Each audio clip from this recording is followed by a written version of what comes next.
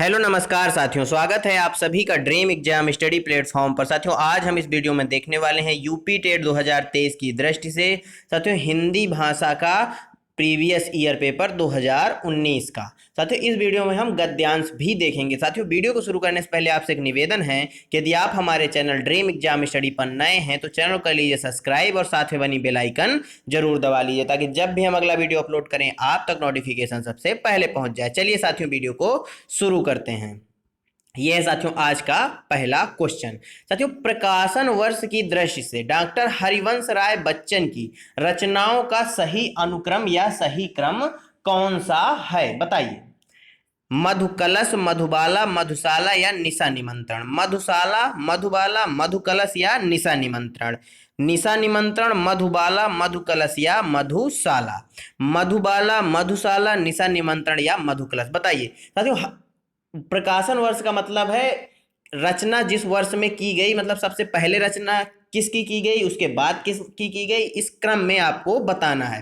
साथियों इसका जो सही क्रम होगा वह मधुशाला, मधुबाला, मधुकलश और निशा निमंत्रण, यानी ऑप्शन बी इसका सही हो जाएगा। साथियों जो मधुशाला है इसकी रचना इन्होंने कब की थी? इन्होंने इसकी रचना 1935 में की थी। कब साथियों? 1935 में मधुशाला की रचना की थी। मधुबाला की बात करें 1936 में की थी और मधुकलश की 1937 में। निशा निमंत्रण की इन्होंने कब की थी? 1938 में, यानी ऑप्शन बी इस क्वेश्चन का एकदम राइट आंसर हो जाएगा। नेक्स्ट क्वेश्चन साथियों, सुमेलित कीजिए।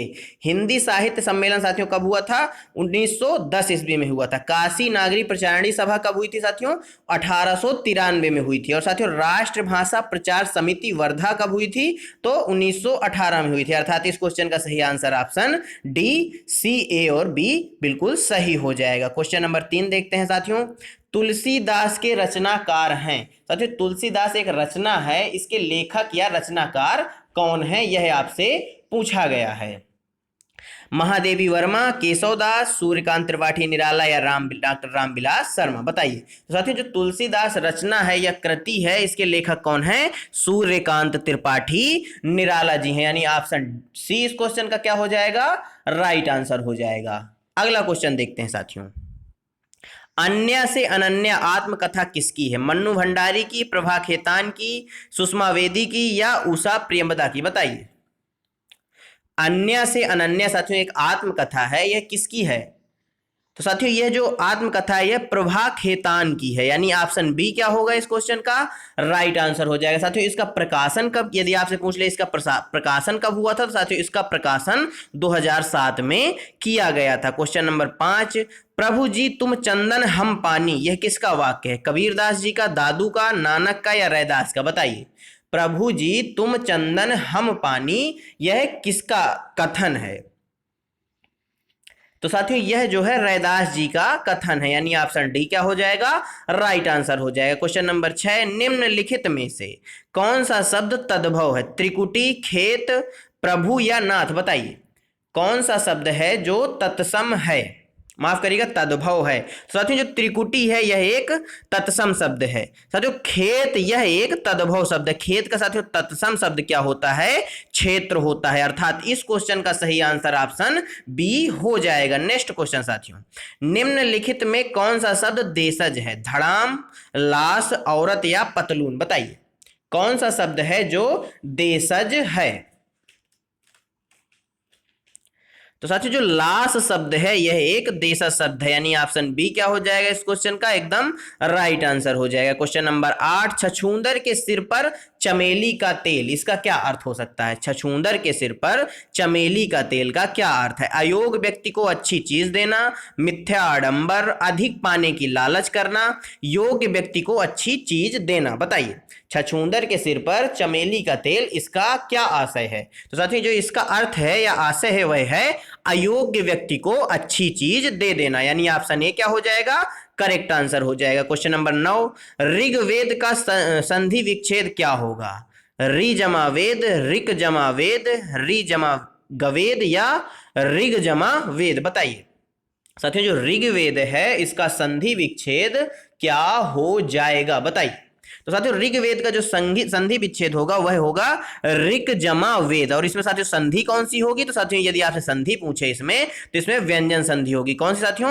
व्यंजन संधि होगी। यानी इस क्वेश्चन का सही आंसर ऑप्शन बी हो जाएगा। नेक्स्ट क्वेश्चन साथियों, आप बीती शब्द में समास है कर्मधारय समास, द्वंद्व समास, द्विगु समास या तत्पुरुष समास? बताइए। इसका साथियों यदि समास विग्रह करें तो इसका समास विग्रह होगा आप पर बीती। क्या साथियों? आप पर बीती। में पे पै पर आदि आए तो साथियों क्या होता है? यहां पर तत्पुरुष समास होता है। अर्थात इस क्वेश्चन का सही आंसर क्या हो जाएगा? ऑप्शन डी हो जाएगा। क्वेश्चन नंबर 11 साथियों, घोंसले में चिड़िया है में कौन सा कारक है? अपादान कारक, संबंध कारक, संप्रदान कारक या अधिकरण कारक? बताइए। घोंसले में चिड़िया है, इसमें कौन सा कारक है? तो साथियों चिड़िया जो है उसका घोंसले पर अधिकार है, यानी चिड़िया जो है वो घोंसले में है, यानी उसका अधिकार है घोंसले पर, अर्थात इसमें अधिकरण कारक होगा। ऑप्शन डी क्या हो जाएगा? राइट आंसर हो जाएगा। साथियों अब देखते हैं गद्यांश। निम्नलिखित गद्यांश पढ़कर प्रश्न 12 और साथियों ये 13 है, 33 नहीं है, 13 के उत्तर दीजिए। गांधीवाद में राजनीतिक और आध्यात्मिक तत्वों का समन्वय मिलता है, यही इस वाद की विशेषता है। आज संसार में जितने भी वाद प्रचलित हैं वह प्रायः राजनीति क्षेत्र सीमित हो चुके हैं। आत्मा राजनीति के क्षेत्र तक ही सीमित हो चुके हैं। आत्मा से उनका संबंध विच्छेद होकर केवल बाह्य संसार तक उनका प्रसार रह गया है। मन की निर्मलता और ईश्वर निष्ठा से आत्मा को शुद्ध करना गांधीवाद की प्रथम आवश्यकता है। आगे देखते हैं साथियों, इस गद्यांश से यह क्वेश्चन लिया गया है। उपयुक्त गद्यांश के आधार पर बताइए संसार के सारे वाद कहाँ सीमित हैं? राजनीतिक क्षेत्र तक, सांप्रदायिकता तक, आत्मा तक या धर्म तक? बताइए। तो साथियों जो सारे वाद हैं वह कहाँ तक सीमित हो गए हैं?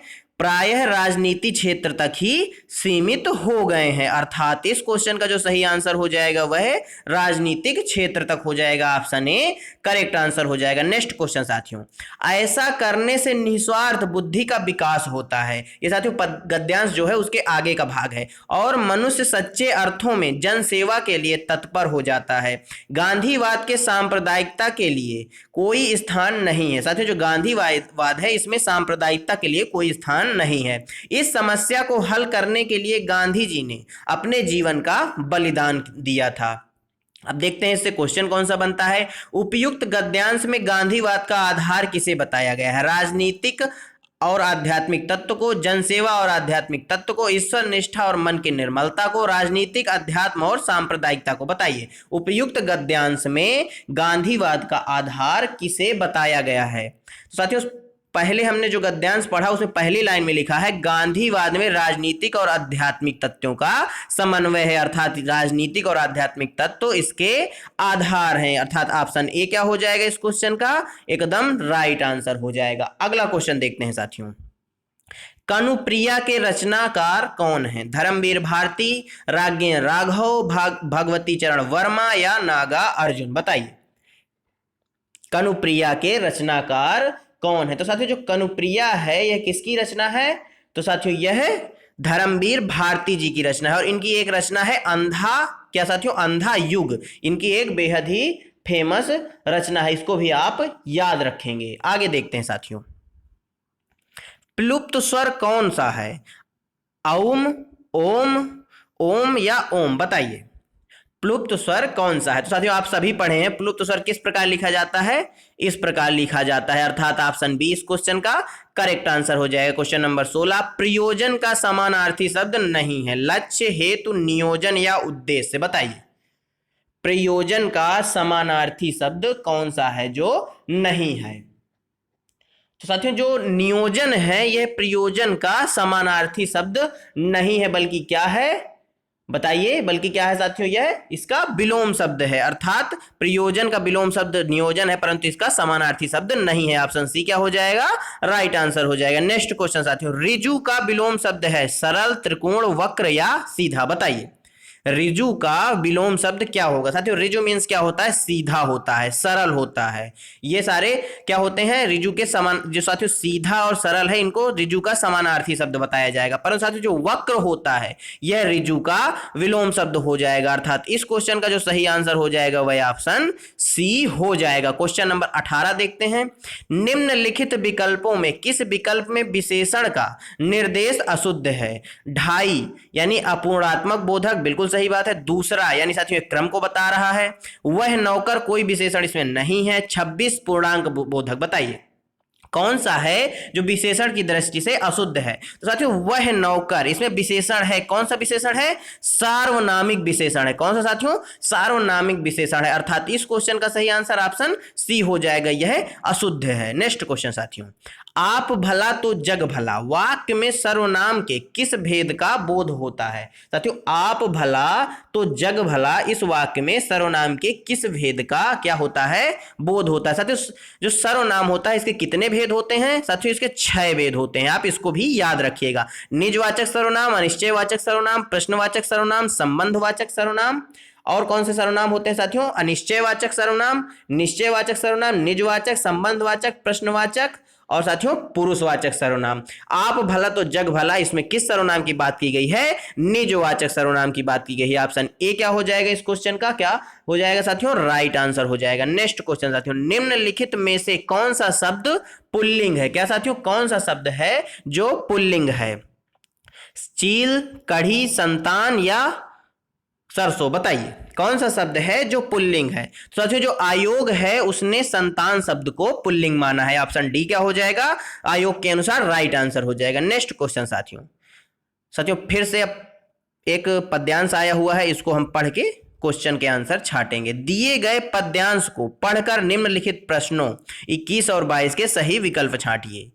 वरदंत की पगंती, कुंद कली अधराधर पल्लव लोचन की, चपला चमके घन बीज जगए, छवि मोतिन माल अमोलन की, घुंघरारी लटके मुख ऊपरी कुंडल ताल कपोलन की, निव छावर प्राण करें तुलसी बलि जाऊं ललाइन बोलन की। बताइए साथियों, अब देखते हैं क्वेश्चन। इस पद्यांश से साथियों कौन सा रस है? करुण रस, वात्सल्य रस, श्रृंगार रस या शांत रस? बताइए साथियों ये जो पद्यांश है इसमें कौन सा रस है? एक बार और आप पद्यांश को देख लीजिए ध्यान से और फिर बताइए इसमें कौन सा रस है।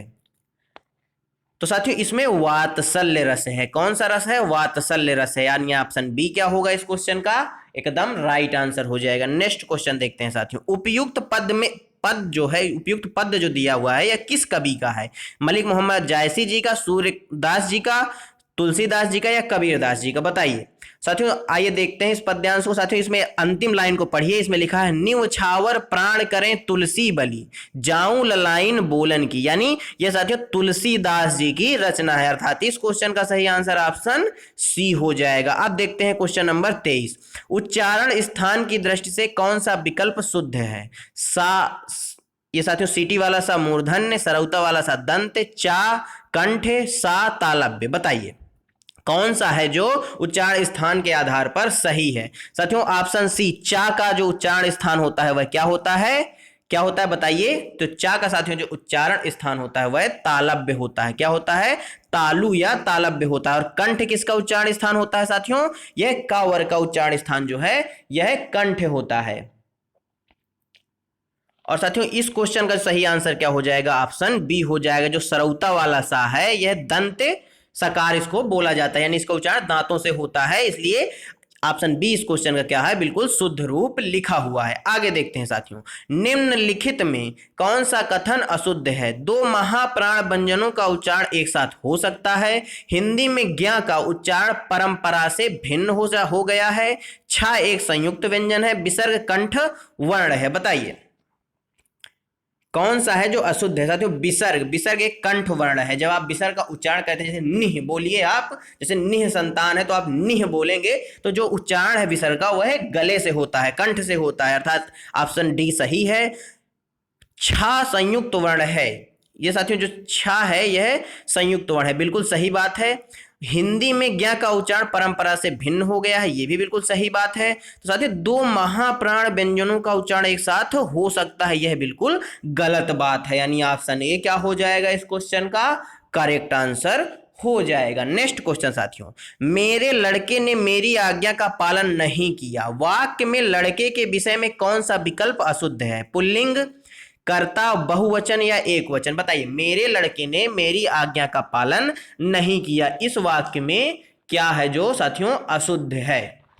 तो साथियों, इस वाक्य में बहुवचन जो है यह अशुद्ध है, यानी ऑप्शन सी क्या होगा इस क्वेश्चन का राइट आंसर हो जाएगा। नेक्स्ट, राम आम खाता है में वाच्य कौन सा है? वाच्य का कौन सा रूप है? कर्मवाच्य, भाववाच्य, उभयवाच्य या कर्तरीवाच्य? बताइए, राम आम खाता है में कौन सा वाच्य का जो है कौन सा रूप है? साथियों, आम खा रहा है यानी कुछ कर रहा है, यानी कर्तरीवाच्य। ऑप्शन डी क्या होगा इस क्वेश्चन का राइट आंसर हो जाएगा। अगला क्वेश्चन देखते हैं साथियों, रहीमन पानी राखिए बिन पानी सब सून, पानी गए उबरे मोती मानुष चून, इस दोहे में कौन सा अलंकार है? उपमा, रूपक, उत्प्रेक्षा या श्लेष? साथियों, यदि आप अलंकार का वीडियो देखना चाहते हैं तो आप हमें कमेंट बॉक्स में बताइएगा, हम अलंकार की क्लास आपके लिए लेकर बहुत जल्दी आएंगे। तो साथियों, इसमें जो हो जाएगा श्लेष अलंकार हो जाएगा। क्या हो जाएगा? श्लेष अलंकार हो जाएगा। ऑप्शन डी राइट आंसर हो जाएगा। नेक्स्ट क्वेश्चन साथियों, निम्नलिखित में कौन सा शब्द शुद्ध है? अंगना, चांद, आंख या अक? बताइए, निम्नलिखित में से कौन सा है जो शुद्ध है?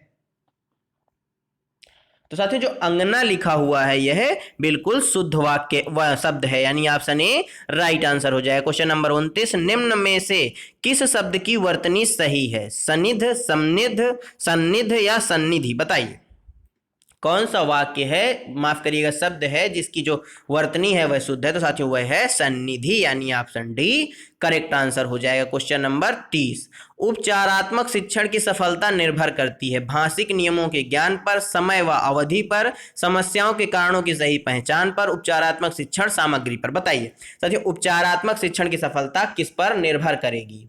तो साथियों, जब समस्याओं का सही कारण पता चलेगा, समस्या की पहचान होगी, तभी तो आप उसका उपचार कर सकेंगे, यानी ऑप्शन सी क्या होगा करेक्ट आंसर हो जाएगा।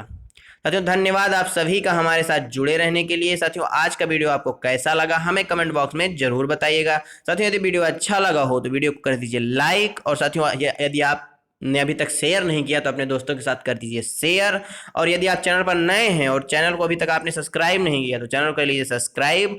मिलते हैं साथियों आपसे अगले वीडियो में, तब तक के लिए जय हिंद, जय भारत। अपना और अपनों का ख्याल रखिए, सभी का सम्मान करिए। धन्यवाद साथियों।